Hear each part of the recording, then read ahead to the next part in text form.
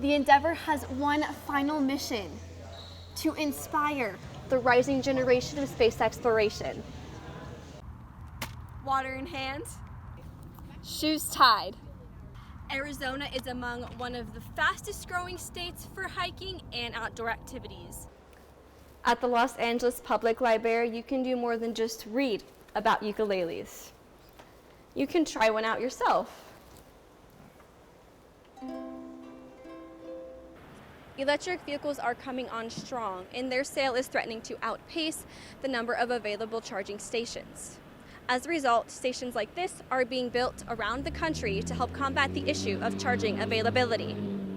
On average, 2 stars a month get added to the Walk of Fame. Just this month, 60s rock band Jefferson Airplane was added. The Red Nation International Film Festival gives Indigenous filmmakers an opportunity to share their voices and tell their story, just like Voices of the Grand Canyon.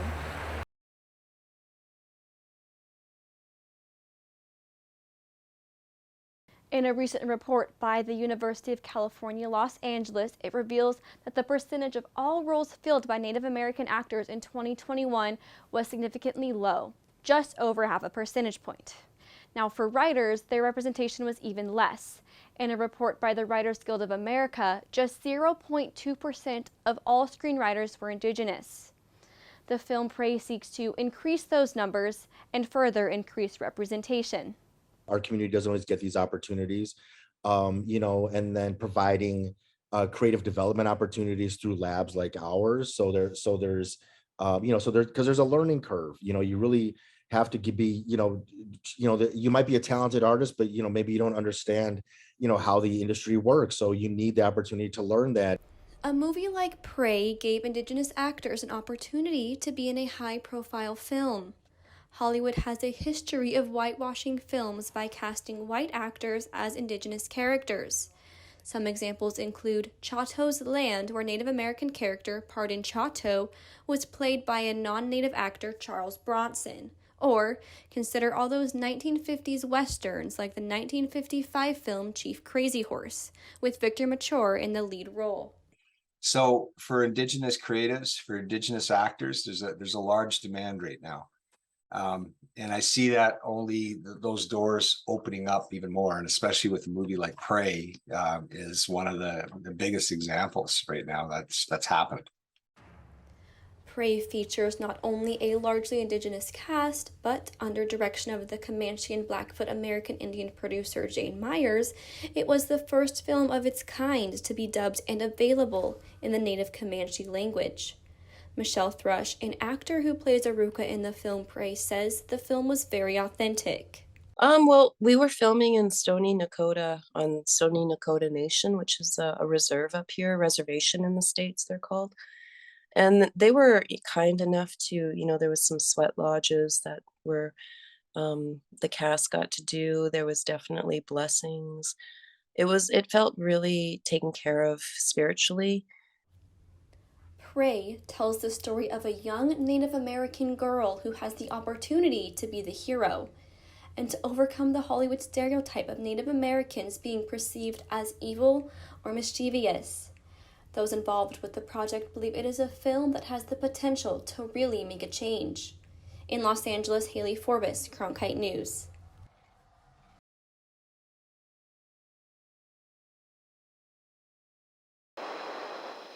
For 10 years, the California Science Center has housed NASA's Endeavour space shuttle, but now its exhibit is getting a makeover. The space shuttle will be placed in ready-to-launch position, which will include the full stack, the twin boosters, the external fuel tank, and even access up to the top of the shuttle through the launch gantry.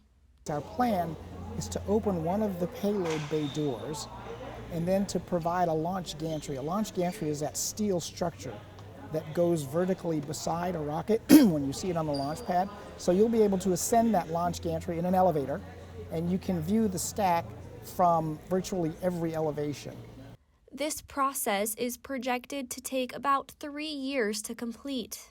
It's a crucial component to the new Samuel Ocean Air and Space Museum here in LA. Guests will be able to see what the whole package looks like. I think it would be good because you could see all angles of it, and now you can't see the top, so then you could see the top when it's upright, and it'll be probably a little better. A space shuttle that successfully completed 25 missions and made it across the streets of Los Angeles. The Endeavour has one final mission: to inspire the rising generation of space exploration. I came here with my 9-year-old kid, so giving him a view into the amazing things that humans have accomplished, I think that's inspiring for anybody. And just having something so close and I guess tangible to grasp like the reality of it, I think it's inspiring, like I said, for anybody. Space Shuttle Endeavour's ready-to-launch position will be the only authentic display of this kind in the world. The museum hopes to inspire the next generation to achieve new heights and take space exploration even further. In Los Angeles, Hailey Forbis, Cronkite News.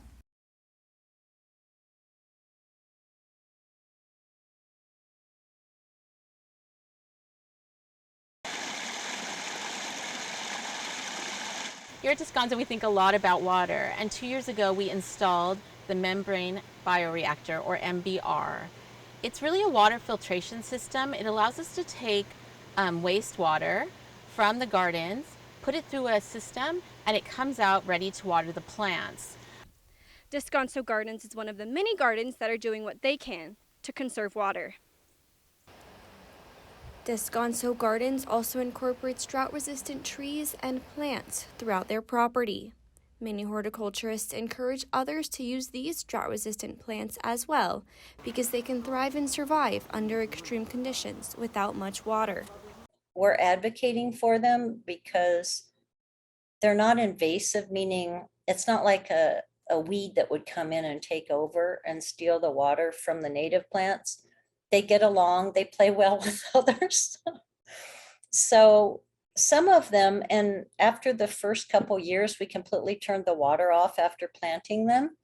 And they're growing and they're doing great right now on no supplemental water at all. Desert Botanical Garden in Arizona is another garden implementing water conservation efforts that will ultimately reduce water usage. The garden recently started using a smart irrigation system that has smart controllers that work with a weather station to provide data that helps gardeners make better watering decisions based on the specific plants and their needs. So for instance, we had a controller programmed to water trees, I think it was for 2 hours. Well, with the smart controller programmed to our on-site weather station, it came back and said, we're going to override that and you only need to water for like an hour and a half. So we saved 30 minutes of watering and all that water that we did not have to use because of that data. Water conservation is at the forefront of many garden operations, and these gardens not only strive to save water themselves, but they try to educate the public on how to save water in their own homes. In Los Angeles, Hailey Forbis, Cronkite News.